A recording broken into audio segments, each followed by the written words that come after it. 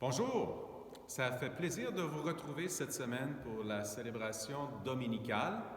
Alors, si vous voyez du rose sur votre écran, ce n'est pas un défaut de votre appareil, puisque aujourd'hui nous sommes bien le 4e dimanche du carême et que dans notre tradition catholique, ce dimanche représente une pause dans notre démarche pénitentielle, ce qui explique cette belle couleur que je porte ce matin. Je remercie d'ailleurs la paroisse Sainte-Marie de l'Assomption qui a bien voulu nous prêter cette magnifique chasuble. L'antienne d'ouverture. Réjouissez-vous avec Jérusalem, exultez à cause d'elle, vous tous qui l'aimez.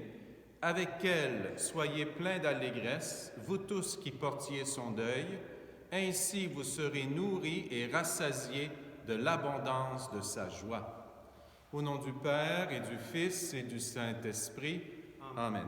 Le Christ est venu parmi nous pour être notre lumière et nous guider vers la vie. Que son Esprit renouvelle votre foi en lui et qu'il vous accorde sa grâce et sa paix. Béni soit Dieu, maintenant et toujours. Illuminés par le Christ lors de notre baptême, nous avons souvent peine à être vraiment des fils et des filles de lumière. Humblement, implorons le pardon du Seigneur. Seigneur Jésus, tu viens dans notre nuit chasser nos ténèbres, prends pitié de nous. Prends pitié de nous. Ô Christ, tu nous conduis au-delà de nos hésitations et de nos peurs, prends pitié de nous. Prends pitié de nous. Seigneur, tu viens à notre secours quand nous sombrons dans le doute et le trouble, prends pitié de nous. Prends pitié de nous.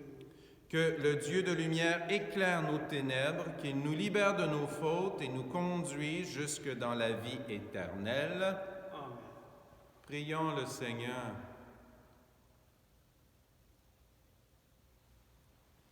Dieu qui a réconcilié avec toi toute l'humanité en lui donnant ton propre Fils, augmente la foi du peuple chrétien pour qu'il se hâte avec amour au-devant des fêtes pascales qui approchent. Par Jésus-Christ, ton Fils, notre Seigneur et notre Dieu, qui règne avec toi et le Saint-Esprit, maintenant et pour les siècles des siècles. Amen.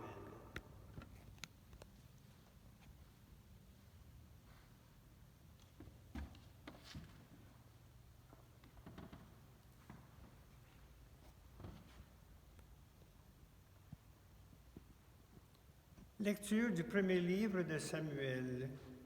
À ces jours-là, le Seigneur dit à Samuel, « Prends une corne que tu rempliras d'huile et pars.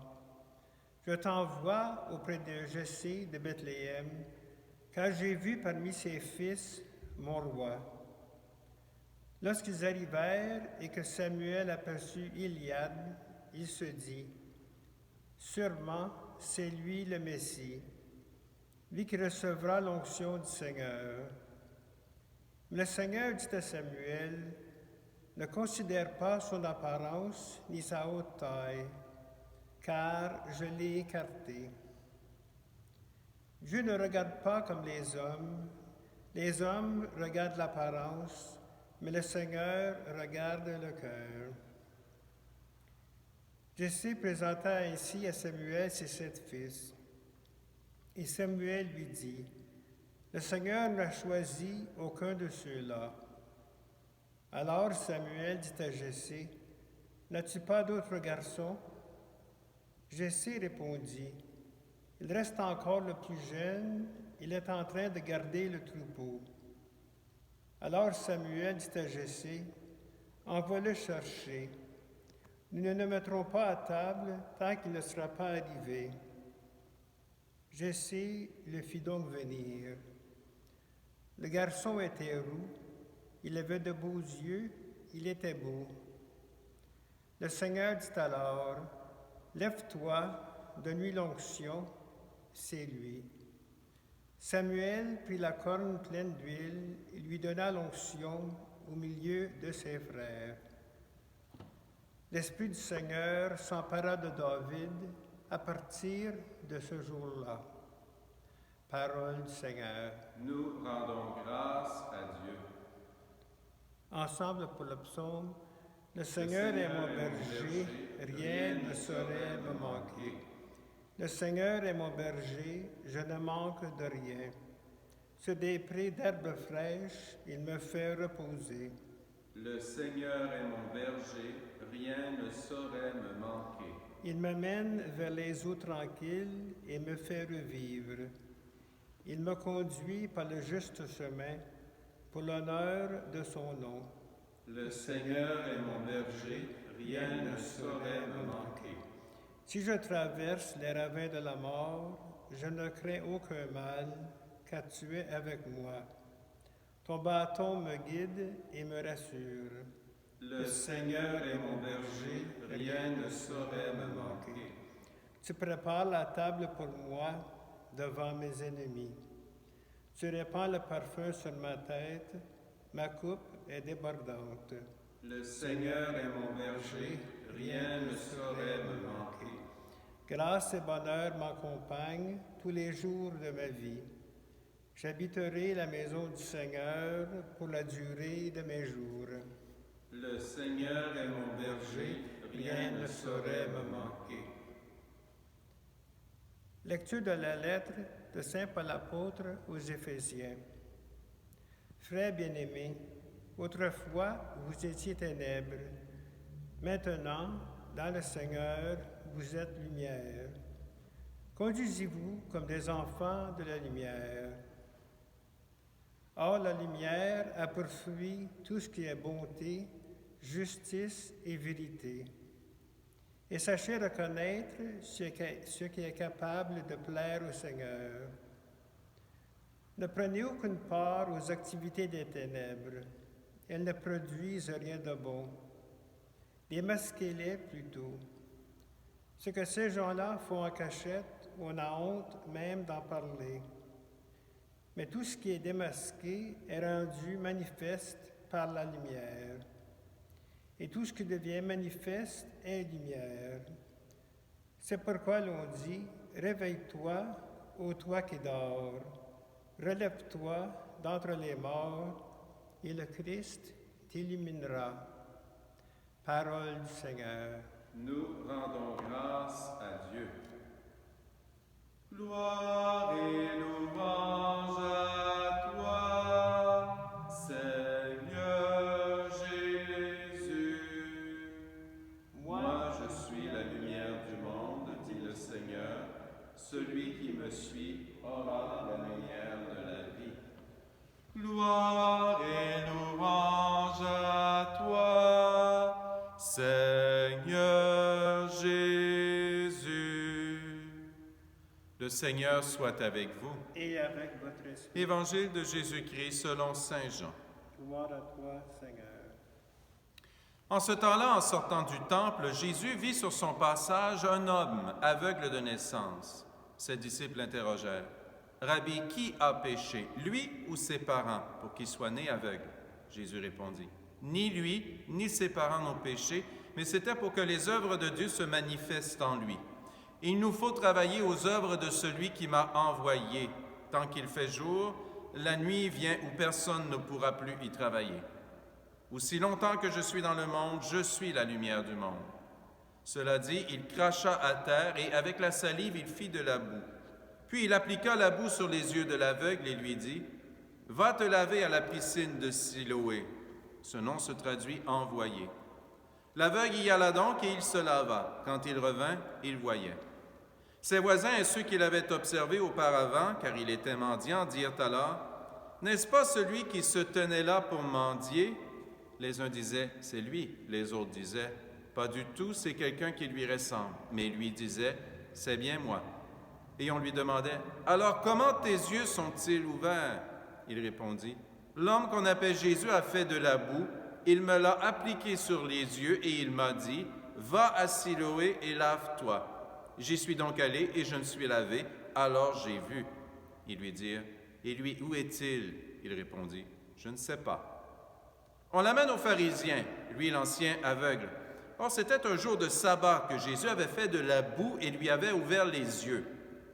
À leur tour, les pharisiens lui demandaient comment il pouvait voir. Il leur répondit, « Il m'a mis de la boue sur les yeux, je me suis lavé et je vois. » Parmi les pharisiens, certains disaient, « Cet homme-là n'est pas de Dieu, puisqu'il n'observe pas le repos du sabbat. » D'autres disaient, « Comment un homme pécheur peut-il accomplir des signes pareils? » Ainsi donc, ils étaient divisés. Alors il s'adresse de nouveau à l'aveugle. « Et toi, que dis-tu de lui, puisqu'il t'a ouvert les yeux? » Il dit, « C'est un prophète. » Or, les Juifs ne voulaient pas croire que cet homme avait été aveugle et que maintenant il pouvait voir. C'est pourquoi ils convoquèrent ses parents et leur demandèrent, « Cet homme est bien votre fils et vous dites qu'il est né aveugle. Comment se fait-il qu'à présent il voit? » Les parents répondirent, « Nous savons bien que c'est notre fils et qu'il est né aveugle. Mais comment peut-il voir maintenant? Nous ne le savons pas. Et qui lui a ouvert les yeux? Nous ne le savons pas non plus. Interrogez-le, il est assez grand pour s'expliquer. » Ses parents parlaient ainsi parce qu'ils avaient peur des Juifs. En effet, ceux-ci s'étaient déjà mis d'accord pour exclure de leurs assemblées tous ceux qui déclareraient publiquement que Jésus est le Christ. Voilà pourquoi les parents avaient dit, « Il est assez grand, interrogez-le. » Pour la seconde fois, les pharisiens convoquèrent l'homme qui avait été aveugle et lui dirent, « Rends gloire à Dieu. Nous savons, nous, que cet homme est un pécheur. » Il répondit, « Est-ce un pécheur? Je n'en sais rien. Mais il y a une chose que je sais. J'étais aveugle et à présent je vois. » Ils lui dirent alors, « Comment a-t-il fait pour t'ouvrir les yeux? » Il leur répondit, « Je vous l'ai déjà dit et vous n'avez pas écouté. Pourquoi voulez-vous m'entendre encore une fois? Serait-ce que vous voulez vous aussi devenir ses disciples? » Ils se mirent à l'injurier. « C'est toi qui es son disciple. Nous, c'est de Moïse que nous sommes les disciples. Nous savons que Dieu a parlé à Moïse, mais celui-là, nous ne savons pas d'où il est. » L'homme leur répondit, « Voilà bien ce qui est étonnant. Vous ne savez pas d'où il est et pourtant il m'a ouvert les yeux. Dieu, nous le savons, n'exauce pas les pécheurs, mais si quelqu'un l'honore et fait sa volonté, il l'exauce. Jamais encore on n'avait entendu dire que quelqu'un ait ouvert les yeux à un aveugle de naissance. Si lui n'était pas de Dieu, il ne pourrait rien faire. » Il répliqua, « Tu es tout entier dans le péché depuis ta naissance et tu nous fais la leçon. » Et ils le jetèrent dehors. Jésus apprit qu'il l'avait jeté dehors. Il le retrouva et lui dit, « Crois-tu au Fils de l'homme? » Il répondit, « Et qui est-il, Seigneur, pour que je croie en lui? » Jésus lui dit, « Tu le vois et c'est lui qui te parle. » Il dit, « Je crois, Seigneur. » Et il se prosterna devant lui. Jésus dit alors, « Je suis venu en ce monde pour rendre un jugement, que ceux qui ne voient pas puissent voir et que ceux qui voient deviennent aveugles. » Parmi les pharisiens, ceux qui étaient avec lui entendirent ces paroles et lui dirent, « Serions-nous aveugles, nous aussi? » Jésus leur répondit, « Si vous étiez aveugles, vous n'auriez pas de péché. Mais du moment que vous dites, « Nous voyons », votre péché demeure. » Acclamons la parole de Dieu. Louange à toi, Seigneur Jésus.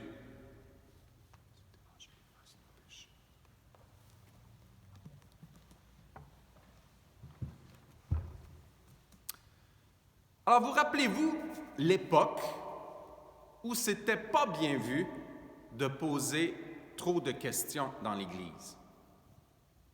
Quand quelqu'un demandait « Pourquoi c'est comme ça? » on l'interprétait comme une manière de mettre en doute le status quo. C'était comme si on nous disait « Si tu as la foi, pose pas de questions. » Or, ce n'est pas là vraiment le parcours de l'aveugle-né dans le texte de l'Évangile que nous venons d'entendre. Car ce pauvre type est malmené de tous bords et de tous côtés. Tout le monde lui pose des questions. Parfois la même question 2 fois plutôt qu'une. Et lui-même en a une ou 2. Le plus étrange cependant, c'est que ces questions, bien loin de le faire sombrer dans le doute sur lui-même et sur ce qui lui arrive, le font plutôt approfondir sa foi. Voyez par vous-même, au début du récit, l'aveugle-né désigne Jésus simplement par le terme « l'homme qu'on appelle Jésus ». Mais à la toute fin du récit, quand Jésus lui demande « Crois-tu au Fils de l'homme ?» il finit par le reconnaître et proclame « Je crois, Seigneur ». Jésus n'est plus seulement un type quelconque, il est devenu son maître et son Seigneur. Ils se connaissent mutuellement. Ce que ce récit nous montre, c'est qu'il n'y a rien de mieux dans la vie que de se poser des questions. c'est bien de se poser des questions par rapport à nous-mêmes. Est-ce que je suis vraiment la personne que je désire être? Quelles sont mes forces? Quelles sont mes faiblesses? C'est important aussi de laisser les autres nous remettre en question. Parfois, une personne qui nous connaît bien a le mot juste pour nous remettre sur le droit chemin quand on en a besoin. Et enfin, parfois, il ne faut pas avoir peur de nous-mêmes poser des questions en fonction des événements de la vie.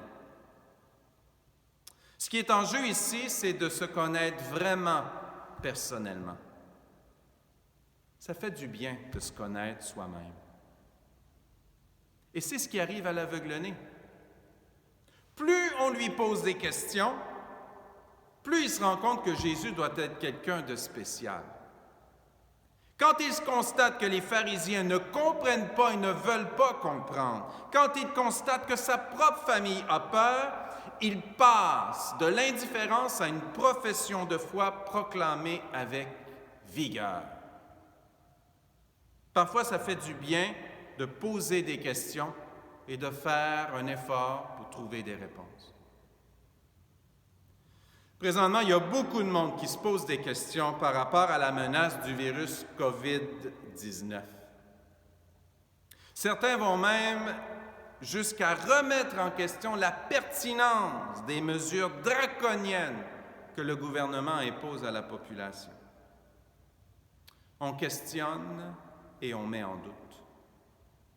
Or, j'ai été surpris de voir sur Facebook le témoignage d'un citoyen du nord de l'Italie qui a survécu au coronavirus et qui offre un plaidoyer surprenant, percutant par rapport à son expérience. Et vous pourrez vous-même aller voir ce vidéo sur la page Facebook de la paroisse. Et je le cite. « Contrairement à ce que certaines personnes prétendent, ce virus n'est pas seulement une grippe. C'est quelque chose qui prend possession de tout ton être et qui prend tes poumons. Il y a trop d'ignorance par rapport à ce virus, dit-il. Comment peux-tu vaincre ce que tu ne connais pas? » Il a bien raison, ce monsieur. Comment peut-on vaincre l'ennemi qu'on ne connaît pas? C'est vrai. À l'heure actuelle, de grands sacrifices sont imposés à chacun et à chacune d'entre nous. On n'a pas encore vu le pire de la pandémie. À défaut de ne pas connaître l'ennemi, il faut se protéger. Et dans un autre ordre d'idée, mais alors totalement, si on réalise à un moment donné ou l'autre dans notre vie que la personne de Jésus nous fait beaucoup plus de bien qu'on le pensait au départ, c'est peut-être le temps pour nous de nous rapprocher de lui. L'aveugle-né l'a fait et il peut enfin dire « Jésus, je te connais ».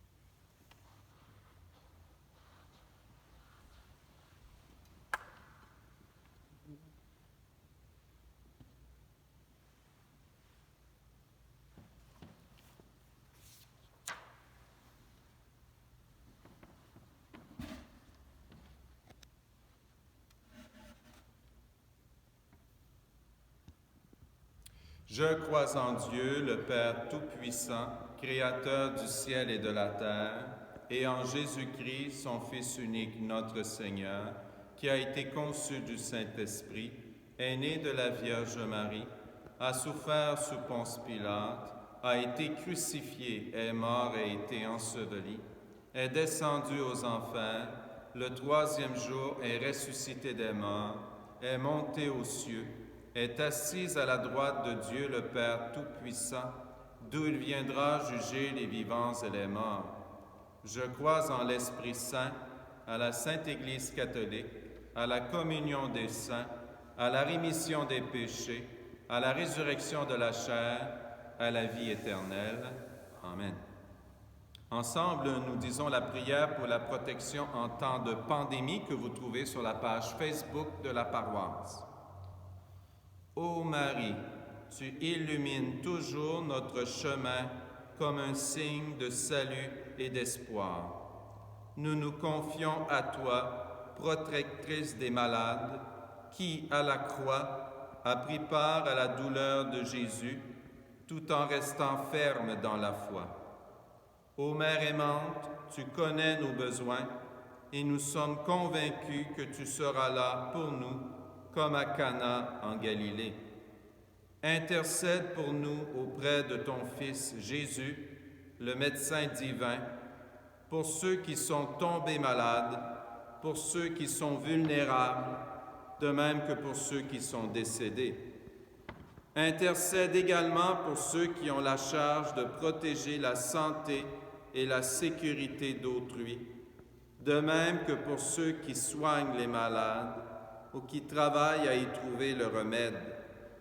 Aide-nous, ô Mère de l'amour divin, à nous conformer à la volonté du Père et de faire ce que Jésus nous dit, celui qui a pris sur lui nos souffrances et porté nos peines, afin de nous conduire par la croix à la gloire de la résurrection.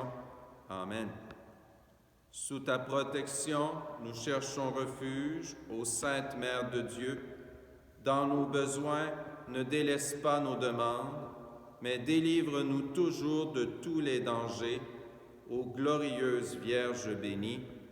Amen.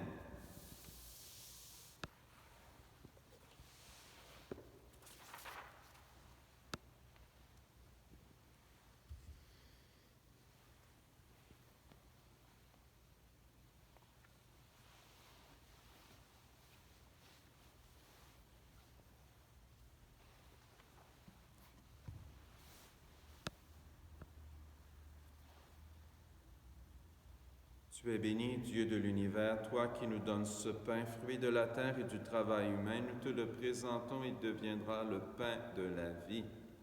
Béni soit Dieu maintenant et toujours.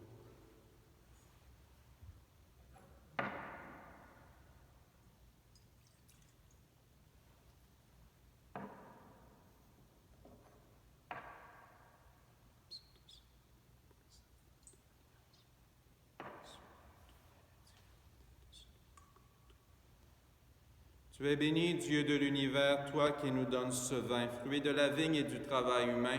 Nous te le présentons, il deviendra le vin du royaume éternel. Béni soit Dieu maintenant et toujours.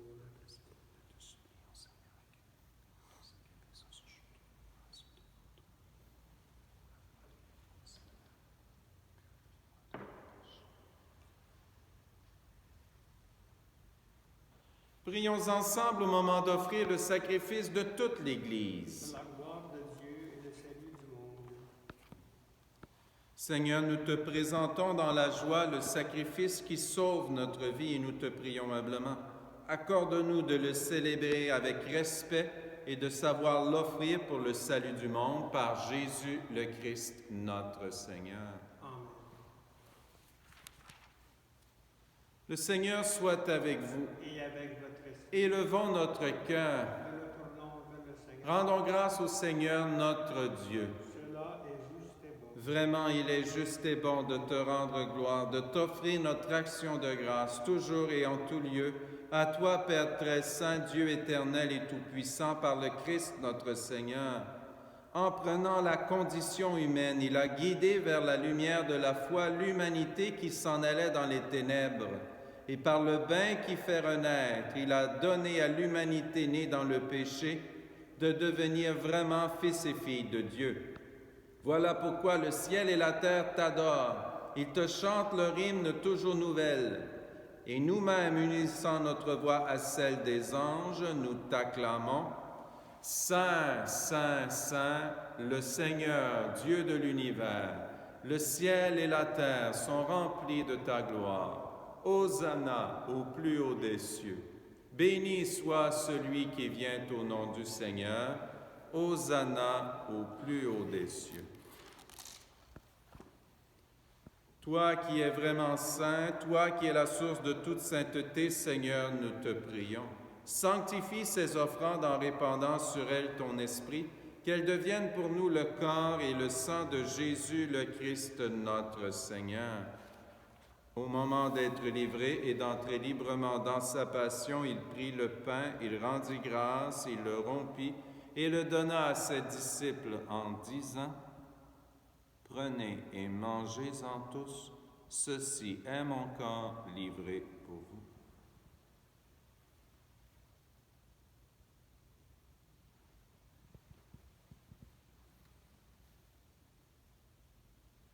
De même, à la fin du repas, il prit la coupe. De nouveau, il rendit grâce et la donna à ses disciples en disant: « Prenez et buvez-en tous, car ceci est la coupe de mon sang, le sang de l'alliance nouvelle et éternelle, qui sera versé pour vous et pour la multitude en rémission des péchés. Vous ferez cela en mémoire de moi. »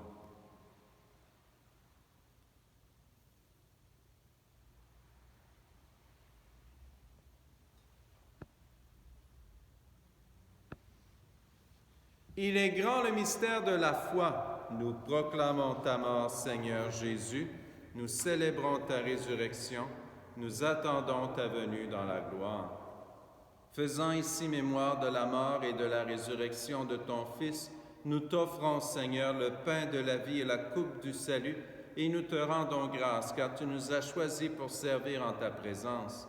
Humblement, nous te demandons qu'en ayant part au corps et au sang du Christ, nous soyons rassemblés par l'Esprit Saint en un seul corps. Souviens-toi, Seigneur, de ton Église répandue à travers le monde. Fais-la grandir dans ta charité avec le pape François, notre évêque Terence, son auxiliaire Guy, et tous ceux qui ont la charge de ton peuple. Souviens-toi aussi de nos frères et sœurs qui se sont endormis dans l'espérance de la résurrection et de toutes les personnes qui ont quitté cette vie. Reçois-les dans ta lumière auprès de toi. Sur nous tous, enfin, nous implorons ta bonté. Permets qu'avec la Vierge Marie, la bienheureuse Mère de Dieu, avec Saint Joseph, son époux, avec les apôtres et les saints de tous les temps qui ont vécu dans ton amitié, nous ayons part à la vie éternelle et que nous chantions ta louange par Jésus-Christ, ton Fils bien-aimé. Par lui, avec lui et en lui, à toi, Dieu le Père Tout-Puissant, dans l'unité du Saint-Esprit, tout honneur et toute gloire pour les siècles des siècles. Amen.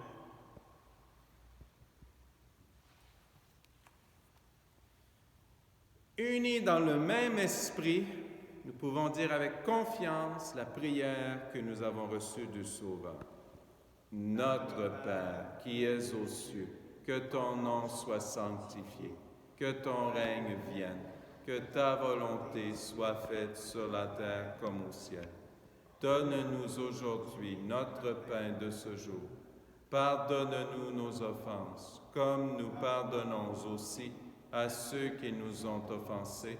Et ne nous laisse pas entrer en tentation, mais délivre-nous du mal.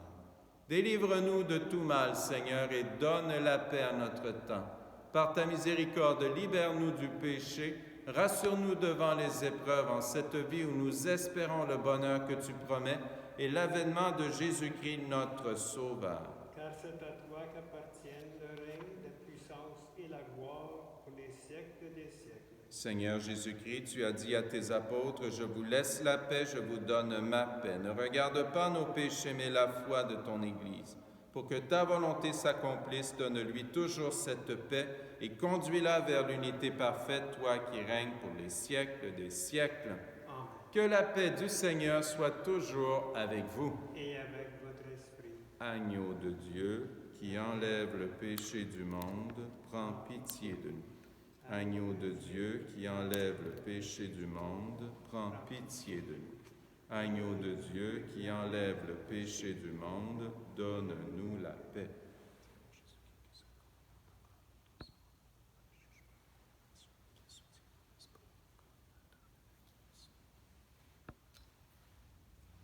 Heureux les invités au repas du Seigneur. Voici l'agneau de Dieu qui enlève le péché du monde. Seigneur, je ne suis pas digne de te recevoir, mais dis seulement une parole et je serai guéri. Ensemble pour l'ancienne communion, le Seigneur a mis de la boue sur mes yeux. Je me suis lavé et maintenant je vois et je crois.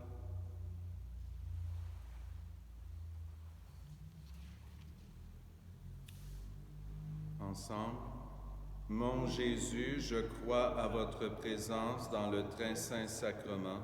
Je vous aime plus que toute chose et je désire que vous veniez dans mon âme. Je ne puis maintenant vous recevoir sacramentellement dans mon cœur. Venez-y au moins spirituellement. Je vous embrasse comme si vous étiez déjà venu et je m'unis à vous tout entier. Ne permettez pas que j'aie jamais le malheur de me séparer de vous. Amen.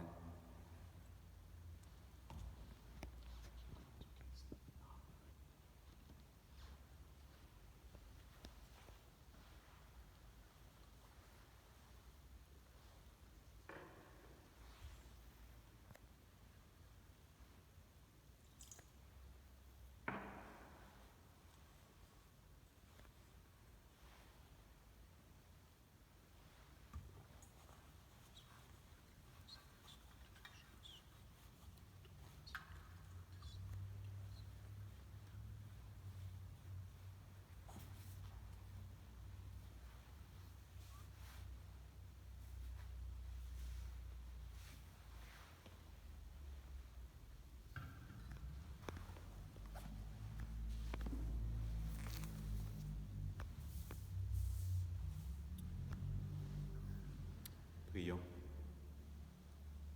Dieu qui éclaire toute personne venant dans ce monde, illumine nos cœurs par la clarté de ta grâce, afin que toutes nos pensées soient dignes de toi et notre amour de plus en plus sincère, par Jésus le Christ, notre Seigneur.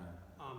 Le Seigneur soit avec vous. Et avec votre esprit. Que Dieu Tout-Puissant vous bénisse, le Père, le Fils et le Saint-Esprit. Amen. Allez dans la paix du Christ. Nous rendons grâce à Dieu. Merci Francis.